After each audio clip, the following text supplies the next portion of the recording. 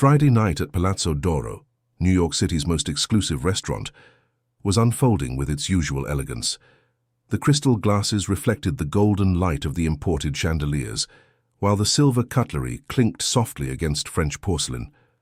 Among the patrons, executives discussed business in discreet tones, couples celebrated special occasions, and groups of friends savored wines that cost more than the annual salary of many Americans. Marina Shaw adjusted her white apron for the third time that night, feeling a familiar pang of pain in her abdomen. 7 hours on her feet, waiting tables, smiling politely while ignoring the discomfort. How that had become her constant companion in recent years. Her fingers trembled slightly as she held the tray, but she took a deep breath and headed toward table 15, where a man in an impeccable suit had just sat down. Edward Vance had the posture of a man born to command. At 42, his real estate empire spanned 3 states, his decisions moved millions, and his name was spoken with reverence in the country's most exclusive business circles. That night, however, the hardness in his face seemed even more pronounced. There was a bitterness in his dark eyes that hadn't existed 3 years ago when his wife was still breathing beside him. Since then, the world had become even more divided for him. On one side, those with power and relevance. On the other, everyone else, mere instruments to facilitate his life. Marina approached the table with the menu in hand. "Good evening, sir. Welcome to Palazzo d'Oro. May I start you with a drink, or would you like a moment to look over our menu?" Edward barely looked up. "A moment," he said curtly, already flipping through the pages of the wine list with the familiarity of someone who knew every vintage, every region, every note of every label present. Marina nodded and stepped away, giving him space. She took the opportunity to pour chilled water at other tables, always attentive to the subtle cues of the customers. She had learned in the last 3 years that working in a restaurant like this required not only efficiency, but an almost telepathic ability to anticipate needs without being invasive. It was a delicate balance, especially when every tip meant the difference between being able to pay all the bills at the end of the month or having to negotiate payment terms at the pharmacy where she bought her medication. 15 minutes later, Edward made a sharp gesture with his hand, summoning her back. She returned promptly, notepad in hand. "I want the filet mignon with red wine sauce, rare.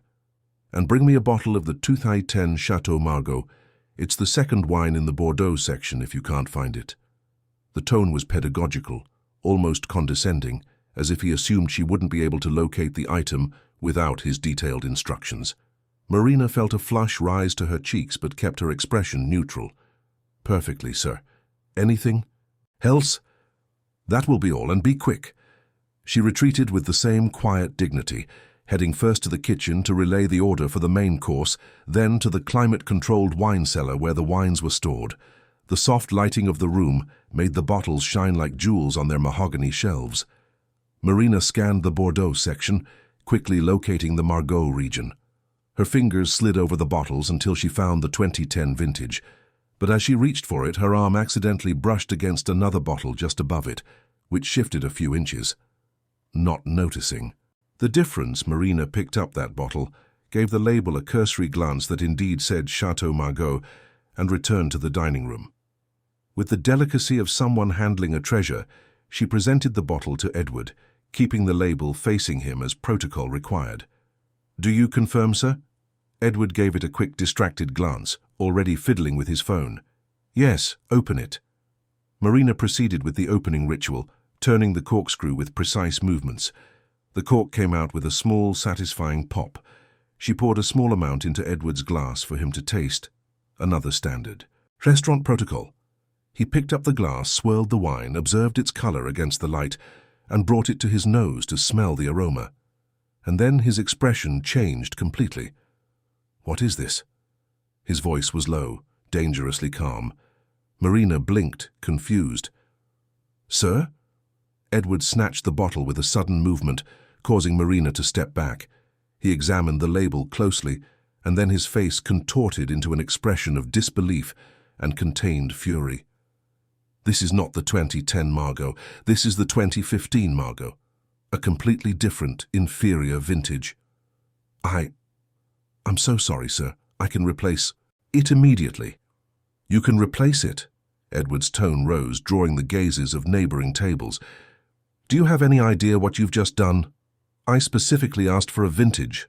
A specific vintage. Do you know the difference between wine vintages, or do you think it's all the same, just fermented grapes? The entire restaurant seemed to have stopped. Conversations ceased. Forks hung suspended in mid-air. All eyes turned to the scene unfolding at table 15. Marina felt her legs tremble, but she kept her posture erect. I sincerely apologize, sir. It was my mistake. I will fetch the correct vintage right away. A mistake? Edward stood up, the chair scraping loudly against the marble floor. You work in one of the most expensive restaurants in New York City, and you can't distinguish a $4,000 wine from an $800 one. Do you have any concept of the level of incompetence that represents? The people who work here should have a minimum of training, a minimum of knowledge. But no, they hire anyone who can barely read a label properly. Each word was a sharp blade designed to cut, to humiliate. Marina felt her eyes burn, but she refused to let. A single tear escaped there, in front of all those strangers who watched her with a mixture of pity and embarrassment. A couple at the next table looked away. A businessman coughed uncomfortably. The restaurant manager began to approach, but Edward held up a hand, stopping her. I don't need an intervention, I need competence, something apparently all too rare in this establishment. Marina said nothing. She simply nodded, collected the bottle with hands that were no longer trembling, and retreated toward the cellar. Inside the small refrigerated space, away from prying eyes, she finally allowed a silent tear to trace a path down her cheek. Not for the humiliation itself, she had been through worse, much worse, but for the casual injustice of it all, for the way some human beings treated others as if they were less, as if their worth could be measured by the job they held or the bank balance they possessed. She wiped her face with the back of her hand, located the correct 2010 vintage, and returned to the dining room with the same quiet dignity as always. Edward had sat down again, typing furiously on his phone. Marina replaced the bottle without a word, served him, and waited for him to taste it. This time Edward just gave a nod of approval without even looking at her. The rest of the service proceeded in tense silence. Marina served the main course, cleared the empty plates, and offered dessert, which was refused. When Edward asked for the check, she brought it on a small silver tray. He left the exact amount in cash, without a tip, and walked out of the restaurant without a backward glance. Marina collected the payment and the tray, her hands finally ceasing to shake. In the kitchen she leaned against the counter for a moment, breathing deeply. The pain in her abdomen was more intense now, pulsing in waves that matched her racing heartbeat. She got a glass of water and took 2 pills from the strip she always carried in her pocket. Are you okay? The voice of Camille, another waitress, was soft beside her. I'm fine. It's over. That man was awful. Everyone saw. You didn't deserve that. Marina gave a small, tired smile. It's not about deserving. It's about surviving. And I've survived worse things than a rich man throwing a tantrum over wine. Much worse.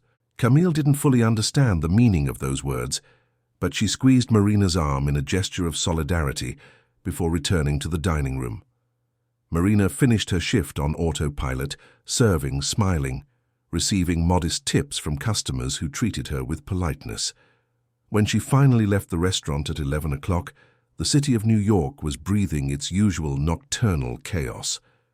Marina took the crowded subway, squeezed between night shift workers and young people returning from parties. In her small apartment in Queens, she took off the shoes that hurt her swollen feet, made a cup of chamomile tea, and sat on the small balcony overlooking the busy street. She didn't feel anger toward Edward Vance. She felt pity. Pity for a man so rich in money and so poor in humanity, so powerful in the world of business and so weak in understanding what truly mattered. She thought of her own journey, the choices she had made, the price she had paid, and found peace in knowing that, despite everything, despite the constant pain and financial struggles, her life had a purpose that no amount of money could buy. She had saved a life, and that single action, invisible to the world, was worth more than all the empires men like Edward Vance could ever build. The initial recovery was exactly as Dr. Henry had predicted, slow and painful. Marina spent a week in the hospital, each movement a sharp reminder of what her body had been through. But she endured it all with the same determination that had led her to make that decision. In the first few days, when the pain was almost unbearable, she remembered Sophia, imagined the baby breathing more easily, her small body finally receiving what it needed to survive. The nurses, who cared for Marina, treated her with a special reverence. It wasn't every day that a colleague did something so extraordinary. They brought flowers, shared words of encouragement, and ensured she had the best care available in the public hospital, which, though limited in resources, was rich in dedication. Sophia was also recovering, in a room a few floors above. Marina received regular updates. The baby was responding well to the transplant. Her liver levels were normalizing. There was real hope for a full recovery. Every piece of good news was a balm for the physical pain Marina felt. 2 weeks. After the surgery, Marina was discharged. Before leaving the hospital, she asked to see Sophia one more time. The baby was awake, her large, curious eyes now holding a sparkle that hadn't been there before. When Marina approached the crib, Sophia smiled a toothless grin and reached out her tiny hand. Marina held those minuscule fingers and felt hot tears roll down her face. It was worth it. Every second of pain, every moment of fear, it was all worth it for that smile. Marina didn't see Edward on that visit. She learned from Dr. Henry that he and his wife had spent every day at the hospital, taking turns by Sophia's side, living between terror and hope. She also learned that they were immensely grateful to the anonymous donor, that Edward had tried to find out who it was to thank them personally, but that the privacy protocols had been maintained as Marina had wished. She returned home with strict medical instructions. Absolute rest for 6 weeks, no physical exertion, regular medical follow-ups.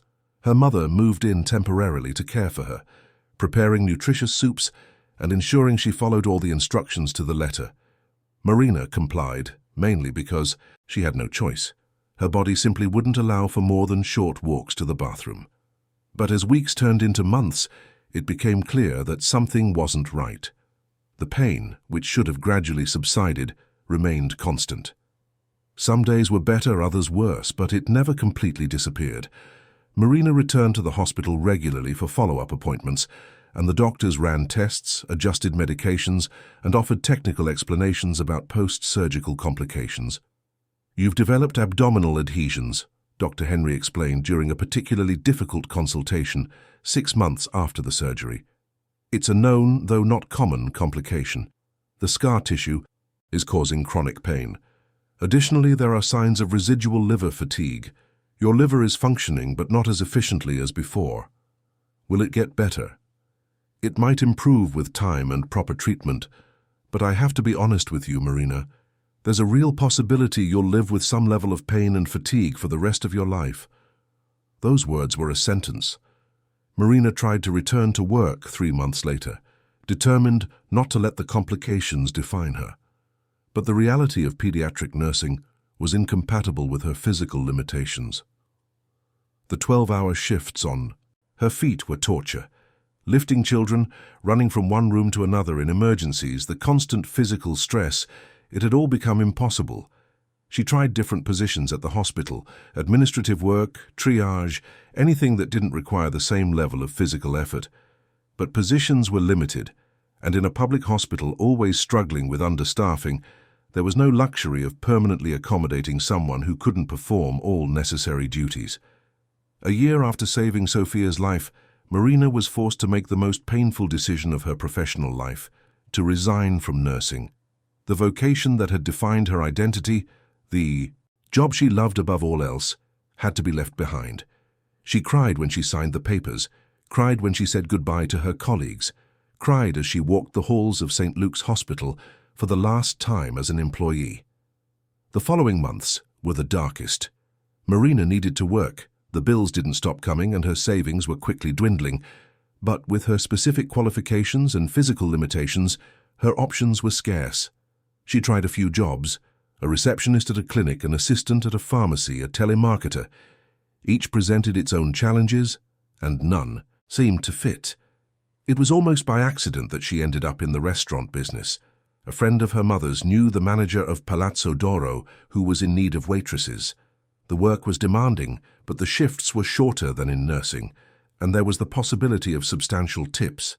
Marina, desperate and without many options, accepted. The first few months were humiliating. After years of using her medical knowledge to save lives, she was serving expensive wines to people who often didn't even see her as a human being. But Marina was pragmatic. She needed to survive, and this job allowed her to pay her bills and her increasingly expensive medications. Over time, she developed a sort of peace with her new reality. She learned to ignore arrogant customers, to smile even when the pain in her abdomen pulsed, to find dignity in a job that society often looked down upon. And on lonely nights in her modest apartment, when the pain was particularly intense, she thought of Sophia. She wondered how the girl was doing, if she was growing up healthy and happy, if she was running and playing as any child her age should. Marina never regretted her decision, but she couldn't deny the cost.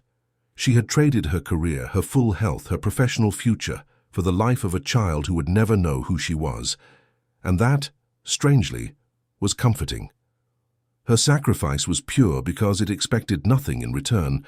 No recognition, no gratitude, no reward. 3 years passed in this new routine. Marina became one of the most reliable waitresses at Palazzo d'Oro, known for her discreet efficiency and her ability to maintain composure with even the most difficult customers. She made friends with a few colleagues, maintaining a small but loyal circle of people who truly cared about her. It was during this period that Edward Vance first appeared at the restaurant. Marina didn't recognize him initially. After all, their encounters at the hospital years ago had been brief, and he had always been focused on Sophia, not the nurses around her. To Edward, Marina was just another waitress in another expensive restaurant where he occasionally dined. The night of the public humiliation over the wrong bottle of wine was just another episode in a series of interactions where wealthy clients treated staff as if they were invisible or, worse, incompetent by default. Marina absorbed the humiliation, served the correct vintage, and continued her work with the same quiet dignity as always. But fate, with its ironic sense of timing, was preparing a reunion that would change everything. 4 days after that terrible night, Edward Vance would make a reservation at Palazzo d'Oro again. But this time, he wouldn't be alone. He would bring Sophia, now 8 years old, to dinner. And Sophia, with the impressive visual memory of children and an old photograph kept by her grandmother, was about to recognize a face she had seen only once, but which was eternally connected to her very existence. Marina knew none of this when she woke up on Tuesday morning, preparing for another shift at the restaurant. She took her usual medication, put on her impeccably clean uniform, and took the subway that would carry her to work. As New York City passed by the window in a blur of concrete and motion, Marina thought only of surviving another day, of doing her job well, of returning home at night with her dignity intact. She couldn't imagine that on that night, in a matter of minutes, all the invisible threads connecting her past to her present would finally be revealed, and that the man who had humiliated her days before would discover the most devastating truth of his life. Tuesday at Palazzo d'Oro began like any other. Marina arrived punctually at 5 in the afternoon, changed in the staff locker room, tied her apron, and checked her section of tables. The manager, Mr. August, went over the night's reservations, mentioning a few well-known names, VIP clients who deserved special attention. Marina listened with professional focus, unaware that one of the names mentioned would completely change the course of her life. The first few hours passed normally. Marina served a couple celebrating their wedding anniversary, a group of executives discussing contracts, a quiet family where the parents barely spoke to each other. She performed her duties with the quiet efficiency that had become her trademark, always attentive but never intrusive. It was almost 8 o'clock when Edward Vance entered the restaurant. This time, however, he didn't wear his usual stern expression of a stressed executive. There was an unusual softness to his posture, and the reason was walking beside him, an 8-year-old girl with dark hair, tied in 2 braids, wearing a light blue dress that danced around her legs as she practically bounced with excitement. "Daddy, this place is beautiful." Sophia gazed in wonder at the crystal chandeliers, the elegantly set tables, the refined decor that turned a meal into an experience. "It is, my princess, and tonight you can order whatever you want from the menu. We're celebrating your excellent grades." "Even dessert?" "Even dessert," Edward smiled, an expression so rare on his face that it seemed to transform him into a different person. Since Sophia's recovery, these special nights together had become sacred to him, precious, moments where work was forgotten and only his daughter mattered. The maitre d' led them to a table near the windows, with a view of the illuminated city. Edward helped Sophia into her seat, adjusting the chair carefully before taking his own. It was then that he made an unusual request to the maitre d'. "That waitress who served me the last time I was here on Friday, the brunette with long hair. Is she working tonight?" "Yes, Mr. Vance. Marina is in the next section, but I can ask her to serve your table if you prefer." Edward hesitated for a moment. Since that night, the scene of public humiliation had replayed in his mind repeatedly, leaving a bitter taste he couldn't quite explain. It wasn't remorse, exactly. He justified to himself that he had merely demanded the standard of service for which he paid dearly, but there was something in the quiet dignity with which that woman had endured his fury that bothered him. "Yes, please. Ask her to serve us." Marina was clearing plates from a table when Camille tapped her on the shoulder. "August wants you at table 17. Mr. Vance specifically asked for you." Marina felt her stomach sink. Vance, that man. But she just nodded, straightened her apron, and approached table 17 with the same professional posture as always. When she got close enough to clearly see the occupants, her heart gave an involuntary leap. There he was, the man who had humiliated her days before. And beside him, a girl with enormous eyes and a radiant smile. "Good evening, sir. Miss, welcome to Palazzo d'Oro." Marina's voice came out steady, betraying no emotion. Edward looked at her, and for the first time he truly saw her, not as an incompetent waitress, but as a person. There was something in her eyes, a depth he hadn't noticed before, and it made him slightly uncomfortable. "Good evening. This is my daughter, Sophia. We're celebrating her excellent grades in school."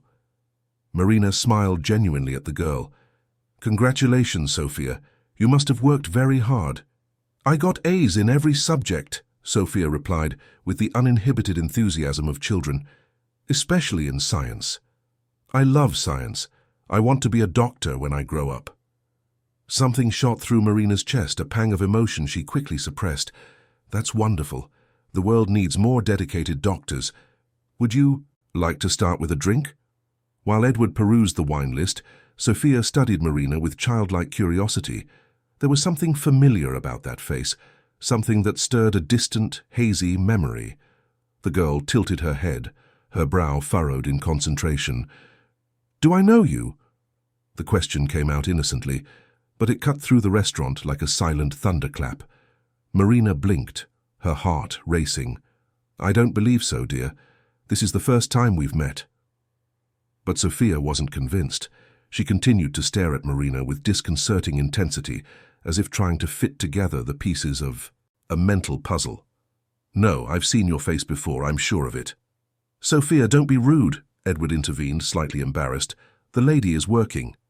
"But Daddy, I know her from somewhere. Wait. Sophia's eyes suddenly widened, the memory finally clicking into place. I know where from. Grandma has a picture, the picture of the angel nurse." The world stopped. Marina felt the floor open up beneath her feet. Edward frowned, confused. "What are you talking about, sweetie?" "The angel nurse, the woman who saved me when I was a baby. Grandma has that old photo, remember? The one the hospital gave her, of the team that took care of me. This lady is in the picture. I recognize her. She was there." Marina began to tremble. This couldn't be happening. Not like this. Not here. "Sophia, dear, I think you're mistaken." "I'm not." Sophia jumped out of her chair with the agility of a child, running to Marina's side before anyone could stop her. "You were at the hospital. You took care of me. You're real. I always wanted to meet the angel nurse, But Grandma said she left and nobody knew where she was, but— You're here. Edward rose slowly, his face drained of all color. He looked at Marina, truly looked, and suddenly fragments of old memories began to rearrange themselves in his mind. Those eyes. He had seen those eyes before, years ago in a hospital corridor. A young nurse who always checked on Sophia with a dedication that went beyond professional. A nurse who was there one day and gone the next, right after the transplant surgery. You, he whispered, his voice coming out hoarse. You were at St. Luke's Hospital. You took care of Sophia. Marina closed her eyes for a brief moment. When she opened them again, there were tears there, but also a deep serenity. Yes, I was a pediatric nurse there. Sophia hugged her around the waist, squeezing with all the strength of her small hands. You saved me. Grandma always said that a very good lady gave a piece of herself so I could live. It was you, it was you. The entire restaurant was silent now. All the customers, all the waiters, the maitre d', the manager. Everyone was watching the scene with rapt attention. Marina knelt to be at Sophia's height, her hands trembling as she gently held the girl's shoulders. Yes, my love, it was me, but I didn't do anything special. I just did what anyone would do if they could help. You gave me my life. How is that not special? Edward was motionless, his brain trying to process the magnitude of what he was discovering. The woman he had publicly humiliated 4 days ago, the woman he had treated as if she were less than nothing, was the reason his daughter was alive. She was the person who had done what he, with all his money and power, could not, save Sophia, when she was dying. His legs gave out. Edward had to lean on the table, the emotional impact too physical to bear. You, my God, you're the donor, the anonymous donor who saved my daughter. Marina stood up, still holding Sophia's hand. Yes, and Sophia is beautiful and healthy. Seeing that is more than enough for me. But Edward struggled to form coherent words. The other night, what I said, how I treated you. His voice failed completely. The silence in the restaurant was deafening. Everyone could see the moment the full realization hit Edward Vance like a freight train. The man who prided himself on his control, on his ability to command any situation, was completely shattered, crumbling under the weight of his own cruelty, now revealed in all its brutal irony. Sir, please sit down, Marina said softly. Can I bring you some water? Water? Edward almost laughed, a broken, bitter sound. I called you incompetent, stupid, in front of everyone. And you saved my daughter's life. You gave a piece of yourself so she could live. And I would do it again, Marina replied with honest simplicity. Sophia deserved a chance to live. All children do? Edward sank back into his chair, his hands covering his face. His shoulders shook with the emotional force of the moment. Sophia, confused by her father's reaction, ran to him. Daddy, why are you crying? Because, my princess. Edward pulled her into a tight hug, his face buried in her hair. Because I am the most idiotic and fortunate man in the world. Idiotic for what I did, and fortunate because the most incredible person who ever existed decided to save you. That night at Palazzo d'Oro ended differently from any other. Marina had to step away for a few minutes, seeking refuge in the staff locker room, while she processed the whirlwind of emotions. Mr. August, understanding the extraordinary nature of the situation, allowed Camille to take over table 17. When Marina finally managed to compose herself and return to the dining room, she found Edward still seated, Sophia beside him drawing on the back of the menu, but the man was different. The arrogance had vanished, replaced by something that seemed to be a mix of shame, gratitude, and a complete desperation to fix the irreparable. Marina finished her shift trying to maintain normality, but it was impossible to ignore the stares from other customers and staff. The story was already spreading through the restaurant like wildfire. When it was finally time to leave, Edward was waiting outside, next to his luxury car. Sophia was asleep in the back seat, her small body curled up with a blanket. Please, Edward approached as soon as he saw Marina exit. Please, just give me 5 minutes. Marina stopped, the exhaustion of the night weighing on her shoulders. Mr. Vance, you don't owe me anything. You don't have to do this. I have to. I have to, because I won't be able to sleep, to breathe, to live right if I don't. What I said, how I treated you, that there's no excuse, none. No, there isn't, Marina agreed with gentle frankness. But you didn't know who I was. You didn't know what I had done for your daughter. And that makes it better? Edward ran a hand through his hair in frustration. The fact that I treated a person that way, just because I thought she didn't deserve respect, that makes me worse, not better. You saved my daughter, and I never even got to thank you. Worse, years later, I publicly humiliated you. What kind of person does that make me? A person who has the chance to be better from now on, Marina replied. Look, Mr. Vance, I understand your shame, but you need to understand something. I didn't do what I did for you. I did it for Sophia, because she deserved to live. And seeing her in there tonight, healthy, happy, intelligent, dreaming of becoming a doctor, that's all the reward I could ever want. But you have lasting effects. I researched it. As soon as I got home that night after the transplant, when I found out it had been a living donor, I researched everything about the procedure. I know donors can have complications.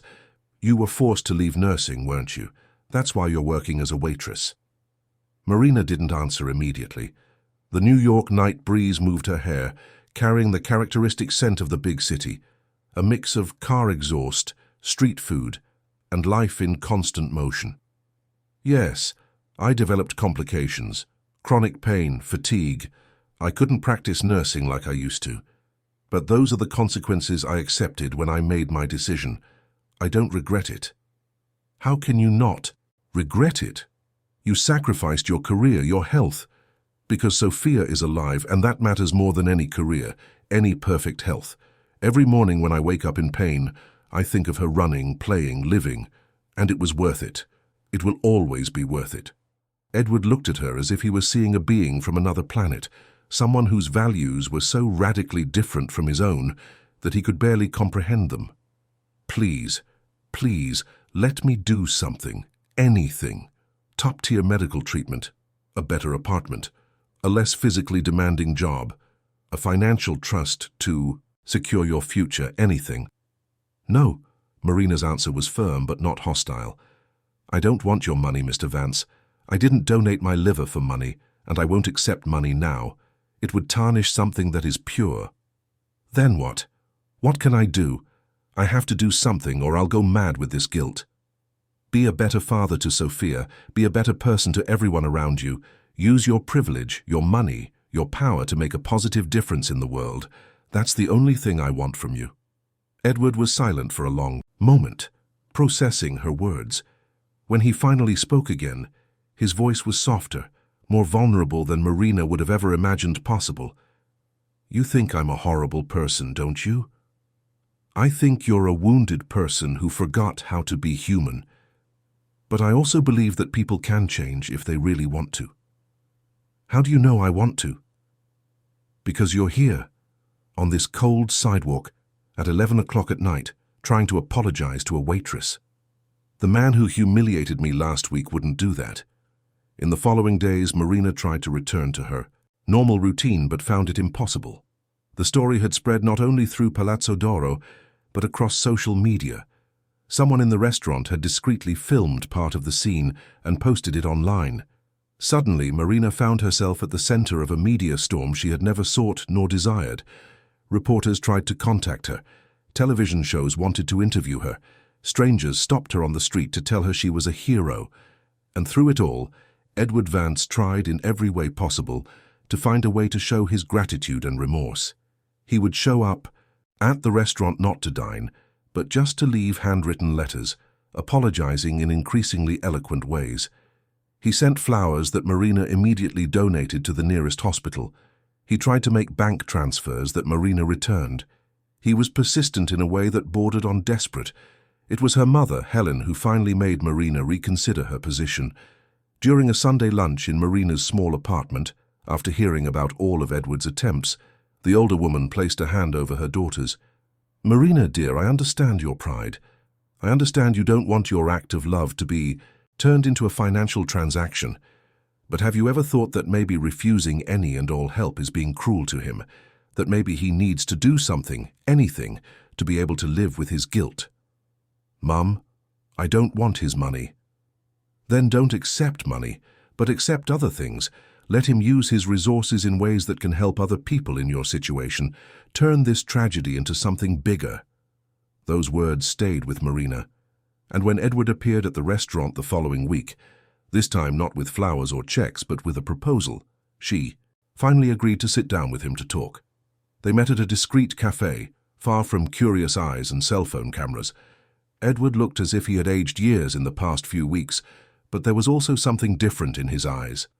Determination mixed with humility. I've spent the last few days thinking about what you said, about using my privilege to make a difference, and I want to do that, but I need your help to do it right. What kind of help? I want to create a foundation dedicated to supporting organ donors who suffer post-surgical complications, people like you who perform this heroic act and are then left alone to deal with the consequences. I want to provide medical treatment, financial support during recovery, assistance with professional retraining. I want no one else to have to choose between saving a life and destroying their own career. Marina felt tears form in her eyes. That would be incredible. But I can't do it alone. I need someone who truly understands what these donors go through, someone who has lived this experience. I need you, Marina, not as an employee, not as an obligation, as a partner, as a co-founder. Edward, I don't know anything about running a foundation, but you understand people. You understand compassion, sacrifice, the things that really matter. I can provide the money, the lawyers, the corporate structure, but you can ensure that it's all used in the right way, that it truly helps those who need it. Marina looked down at her hands, thinking. It was an opportunity to turn her pain into purpose, to help others who were going through what she had gone through, and maybe, just maybe, it was also a way to allow Edward to find redemption not through empty charity, but through real, meaningful work. All right, she finally said, but on one condition. The foundation isn't named after you or me. It's named after Sophia. Because in the end, this is all about her, about giving children a chance to live. Edward extended his hand across the table, tears shining in his eyes. The Sophia Foundation, perfect. When Marina shook his hand, sealing the deal, they both knew that moment marked not just the birth of an institution, but the complete transformation of two lives that fate had intertwined in ways neither of them could have ever predicted. 6 months had passed since that transformative night at Palazzo d'Oro. The Sophia Foundation had become a reality with a speed that only combined money and determination could achieve. Edward had invested not only substantial financial resources, but also his time, his network of contacts, and for the first time in years, his heart. Marina had left her job at the restaurant to dedicate herself full-time to the foundation, working alongside a team of doctors, social workers, and lawyers specializing in health law. The foundation's office was in a modern building near Park Avenue, but Marina had insisted they maintain a welcoming rather than corporate atmosphere. The walls were painted in soft shades of blue and green, there were plants in every corner, and a comfortable waiting area where beneficiaries could feel at ease sharing their stories. It was important to Marina that no one felt intimidated or judged there, that the space represented hope and not just another indifferent bureaucratic institution. In its first few months, the foundation helped 17 organ donors facing post-surgical difficulties. Each case came through medical referrals or active searches in public hospitals. Marina met personally with every beneficiary, listened to their stories with genuine attention, and understood their pain because she had lived it herself. Some needed ongoing medical treatment that their basic health plans didn't cover. Others needed financial support during periods of work disability, and still others needed assistance finding new careers compatible with their physical limitations. Each case was unique, but they all shared the same story of selfless sacrifice followed by systemic neglect. There was Robert, a 35-year-old physical education teacher who had donated a kidney to his younger brother and could no longer teach practical classes due to chronic fatigue. The foundation helped him specialize in sports nutrition, opening a new professional path. There was Julia, a 28-year-old, who had donated part of her liver to a cousin and developed complications similar to Marina's. The foundation paid for an experimental treatment that significantly reduced her pain. Every success, every life improved, reinforced the certainty that they were doing something truly important. Marina found a renewed purpose in this work. Finally, her experience as both a nurse and a donor had a greater meaning. She not only helped others but also witnessed the daily transformation of Edward Vance.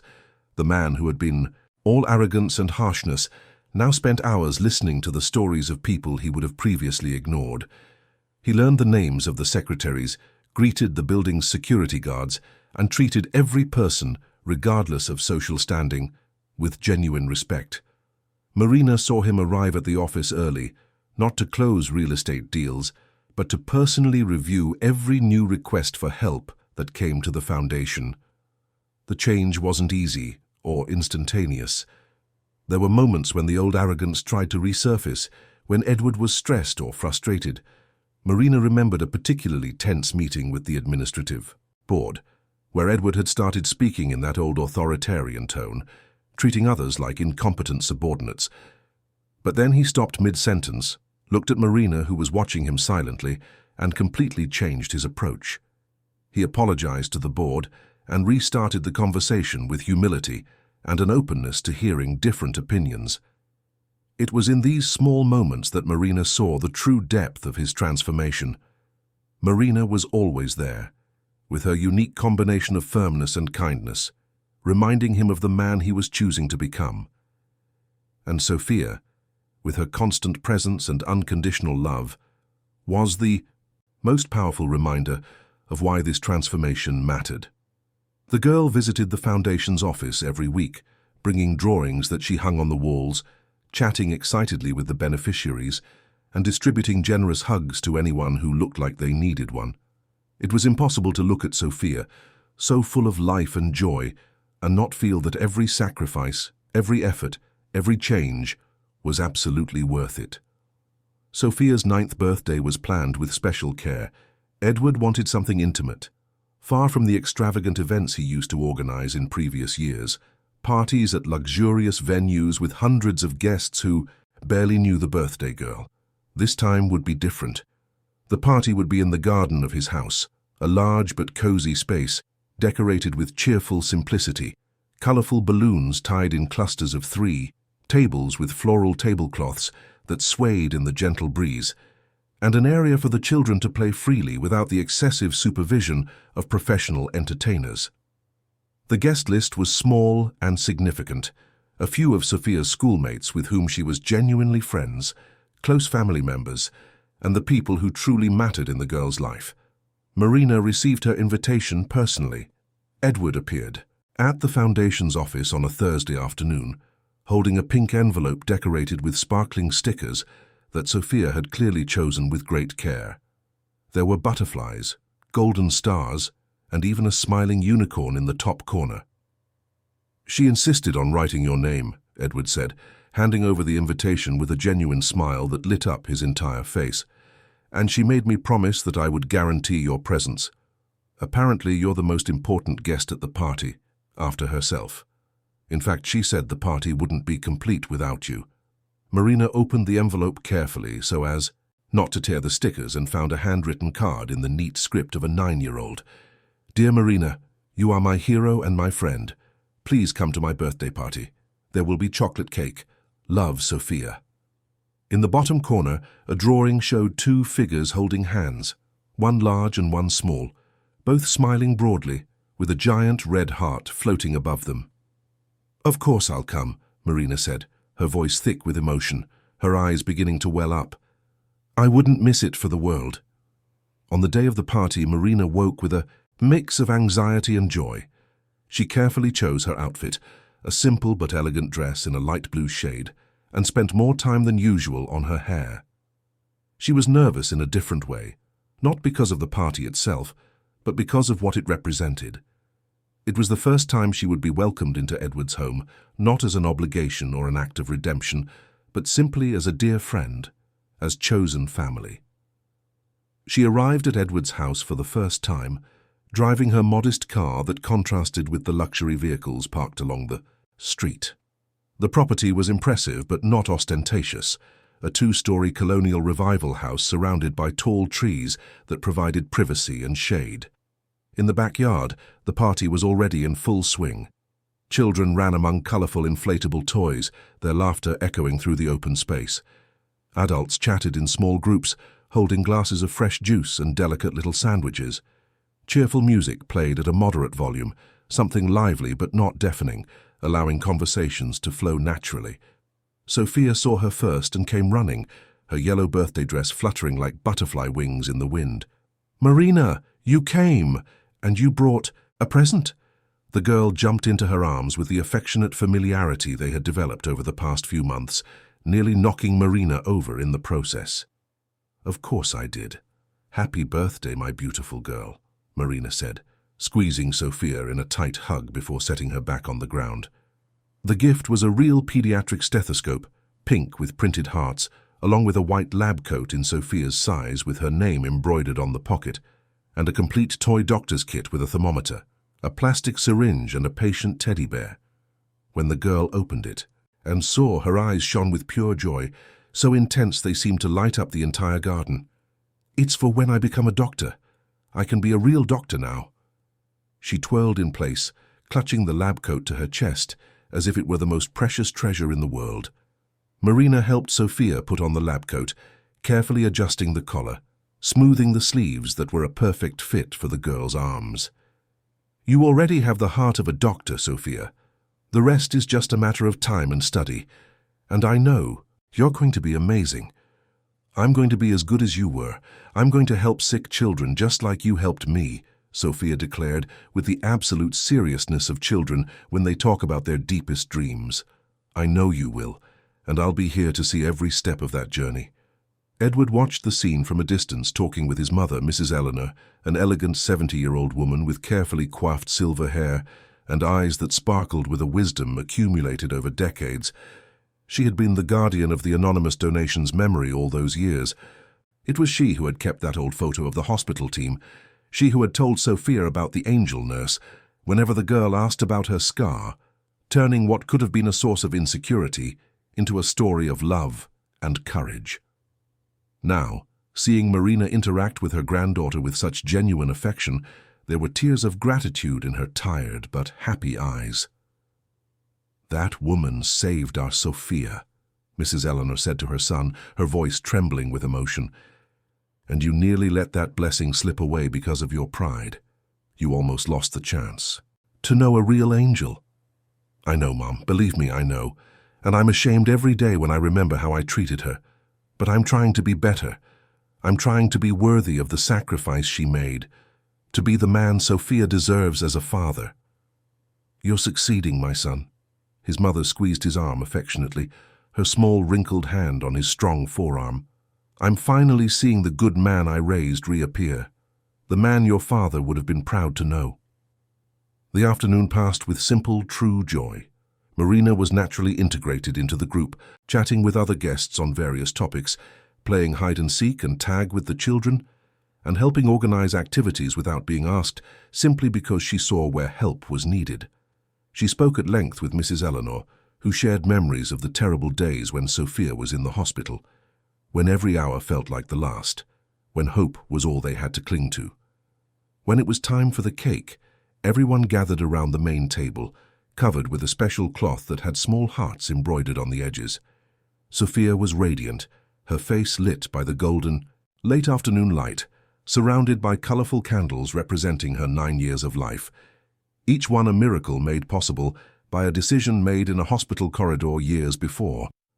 The cake was an edible work of art, 3 layers of chocolate decorated with sugar flowers, and Sophia's name written in neat script.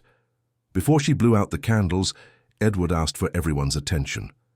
He was visibly nervous, holding a microphone borrowed from the sound system as if it were an alien object that might explode at any moment.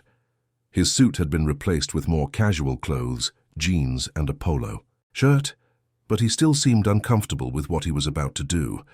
He wasn't used to expressing emotions publicly. He had spent decades building walls around his feelings, but there were things that needed to be said, truths that deserved to be proclaimed aloud. I want to thank everyone for being here today, celebrating another year of Sophia's life. For those who don't know the full story, Sophia almost didn't make it to her first birthday. She was dying of liver failure when she was just an 8-month-old baby. The doctors told us to prepare for the worst. I, who had always been able to solve problems with money and influence, was completely powerless. I could buy the best treatment, the best doctors, but I couldn't buy a miracle. And that's exactly what happened, a miracle. Sophia was saved by an anonymous donor who gave a part of her own liver so my daughter could live. Edward's voice trembled, but he took a deep breath and continued. For years, I lived with this abstract gratitude, thanking a person I didn't know, who chose to remain anonymous. I sent flowers to the hospital every year on the anniversary of the surgery. I donated to transplant organizations, but I always felt it wasn't enough, that it could never be enough. And then, fate arranged a meeting. I found out who this person was, but I found out in the worst possible way. I found out after I had treated her with contempt, with cruelty, with an arrogance that deeply shames me to this day. He paused, his voice breaking completely for a moment. Marina began to shake her head, signaling that he didn't need to continue, that it was all okay, that the past was forgiven. But Edward looked at her, with renewed determination, discreetly wiping his eyes. No, I need to say this. I need everyone to know. I need you to know, Marina. I need Sophia to understand when she's older. Marina Shaw didn't just save my daughter's life. She saved me too. She saved me from myself, from the empty, bitter person I was becoming after my wife's death. A person who measured the worth of others by the money they had, who treated human beings as if they were disposable. Marina taught me that a person's true value isn't in their bank account or their last name, but in their actions, in their compassion, in their ability to love beyond themselves, to sacrifice their own well-being for the good of a stranger. Edward turned directly to Marina, who had tears streaming freely down her face, not bothering to wipe them away. Marina, there are not enough words to thank you for what you did. You gave Sophia the gift of life. You gave me the gift of redemption, the chance to become a better man, a better father. And through the Sophia Foundation, you are giving dozens of other families the chance to stay together, to not suffer alone as you suffered. You are, without a shadow of a doubt, the most extraordinary person I have ever met. And I am honored, deeply honored, to be able to call you my friend. The garden was in absolute silence, a respectful and emotionally charged silence. Even the children had stopped playing, sensing the gravity of the moment. Only the distant sound of New York traffic and the soft rustle of leaves in the wind broke the quiet. Marina stood up, her legs trembling slightly, and walked to Edward through the small crowd that parted to let her pass. For a moment, they just looked at each other. The entire journey they had traveled together reflected in that gaze, from the humiliation in the restaurant to this moment of deep, true connection. Then Marina did something unexpected. She hugged Edward, a hug of genuine forgiveness, of mutual gratitude, of recognition that sometimes the most broken people are the ones who need the most compassion, not more judgment. You don't have to apologize anymore, she whispered in his ear, her voice so low only he could hear. You've already shown who you've chosen to be. You've already proven it through actions, not empty words. And I'm proud to call you my friend, very proud. When they separated, there wasn't a dry eye in the garden. Even the most stoic men were discreetly wiping their faces. Sophia ran to hug them both at the same time, her small hands trying to encircle both adults she loved, creating a tight circle of affection. You're my family, she declared, with the absolute certainty of children when they speak fundamental truths. And families always stick together, forever. The rest of the party was a celebration not just of Sophia's birthday, but of second chances, of possible transformations, of love that transcends circumstances and social differences.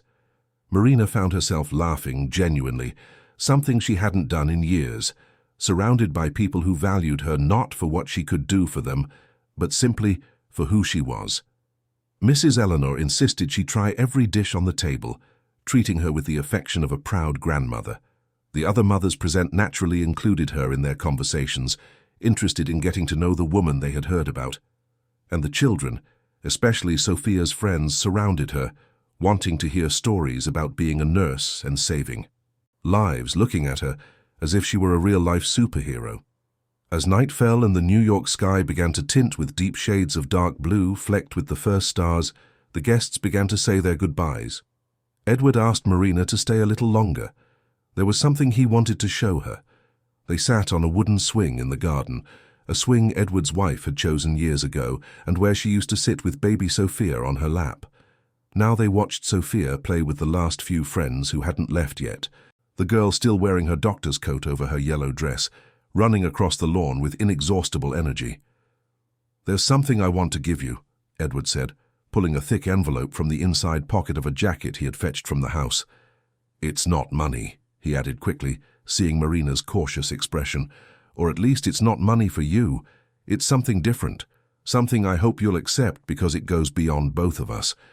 Inside the envelope was a lengthy legal document with official seals and lawyers' signatures. Marina read it twice, then a third time, not quite believing what she was seeing. Edward had established a significant trust fund, with resources that would make any medical research institution celebrate, specifically designated for research into post-donation organ complications and the development of safer surgical techniques. The trust was named the Marina Shaw Trust and would be managed by her along with a team of medical specialists from the country's top universities. The goal was to ensure that future donors would have access to the best procedures, the most advanced treatments, and that no one else would have to choose between saving a life and destroying their own career as Marina had. "Edward, this is immense. This could change transplant medicine in the entire country. Do you understand the magnitude of what you're doing? It's necessary. It's more than necessary. It's urgent. You suffered because of an act of kindness. Other people are suffering right now at this very moment. Maybe we can't completely heal you, reverse all the damage that was done. But we can ensure that future donors have better outcomes, better treatments, better chances of living full pain-free lives after their generosity. We can turn your pain into progress.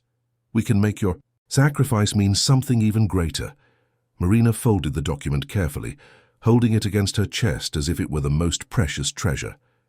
"You've changed, Edward. Truly, deeply changed. The man from the restaurant would never have thought to do something like this."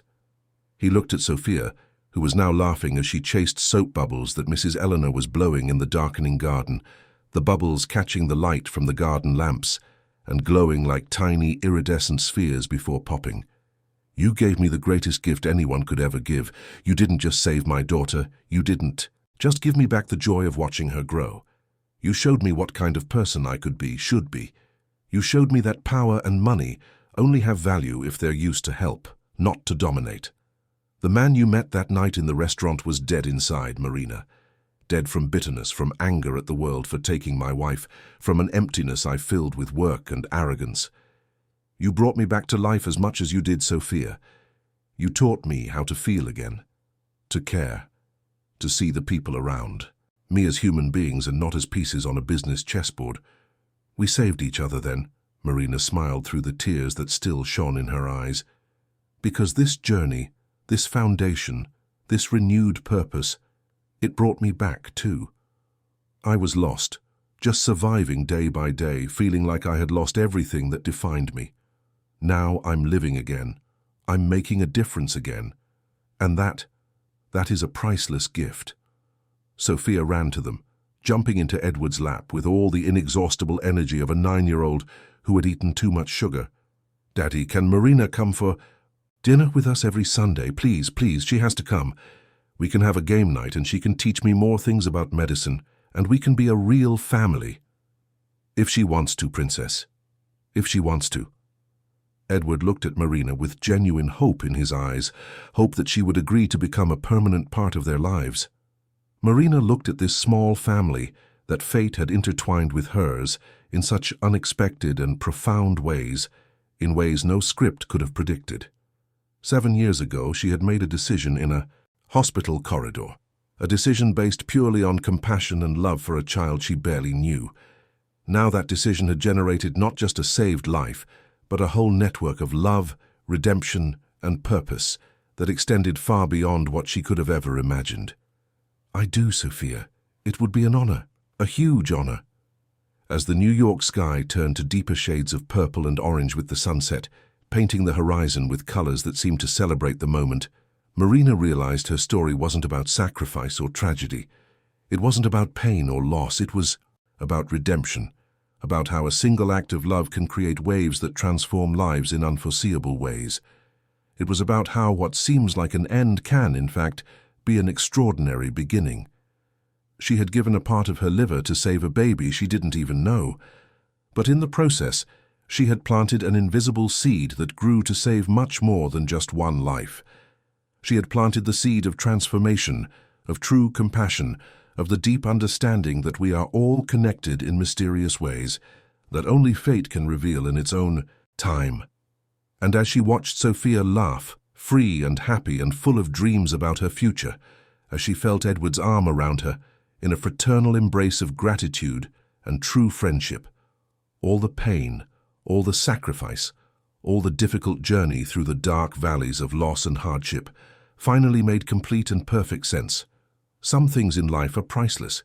They cannot be bought or sold, cannot be measured in currency or status.